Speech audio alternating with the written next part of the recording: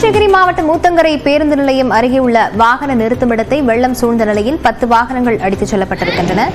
இது தொடர்பான விவரங்களுடன் அங்கிருந்து செய்தியாளர் தினேஷ் இணைந்திருக்கிறார். தினேஷ், தற்போது அங்கு என்ன நிலவரம் பதிவு செய்யலாம்?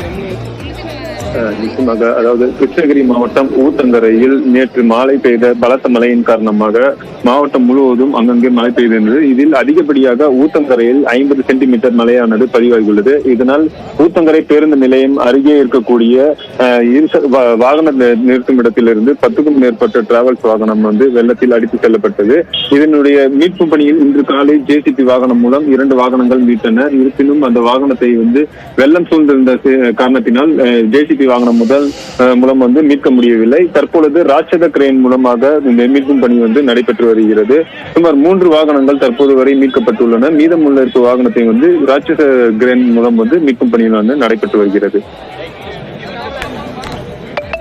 தினேஷ், இந்த மீட்கப்பட்டிருக்கக்கூடிய வாகனங்கள் எதுவும் உரிமையாளர்களிடம் ஒப்படைக்கப்பட்டிருக்கிறதா, இல்ல எத்தனை வாகனங்கள் இன்னும் மீட்கப்பட வேண்டி இருக்கிறதா தெரிவிக்கிறாங்க?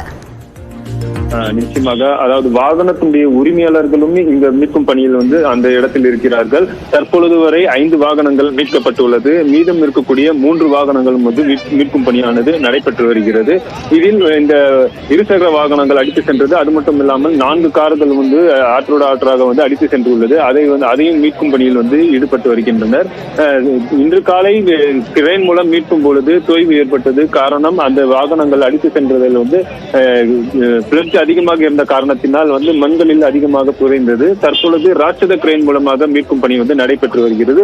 தற்பொழுது வரை 5 வாகனங்கள் மீட்கப்பட்டுள்ளது.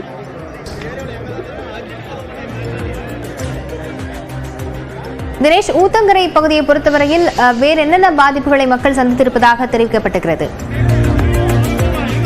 ஊத்தங்கரையை பொறுத்தவரையில் நகர பகுதியில் இருக்கக்கூடிய அண்ணா நகர் பகுதியில் சுமார் 150க்கும் மேற்பட்ட வீடுகளில் வெள்ளம் சூழ்ந்துள்ளது.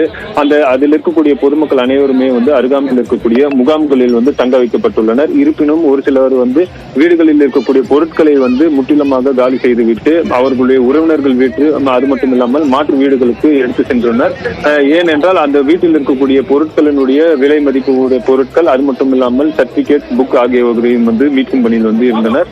தற்சமயம் இருக்கக்கூடிய பொதுமக்கள் அனைவருமே முகாம்களில் தங்க வைக்கப்பட்டுள்ளனர். இந்த பகுதியில் அண்ணா நகர் பகுதியில் சுமார் 150க்கும் மேற்பட்ட வீடுகளில் முழுமையாக வெள்ளம் சூழ்ந்திருந்த நிலையில் தற்பொழுது மெல்ல மெல்ல இந்த வெள்ள நீரானது வடியத்த ஆரம்பிக்கப்பட்டுள்ளது. இதனால் பொதுமக்கள் அனைவருமே தங்களுடைய வீட்டுகளில் சென்று பொருட்களை மீட்கும் பணியில் ஈடுபட்டு வருகின்றனர். விவரங்களுக்கு நன்றி தினேஷ்.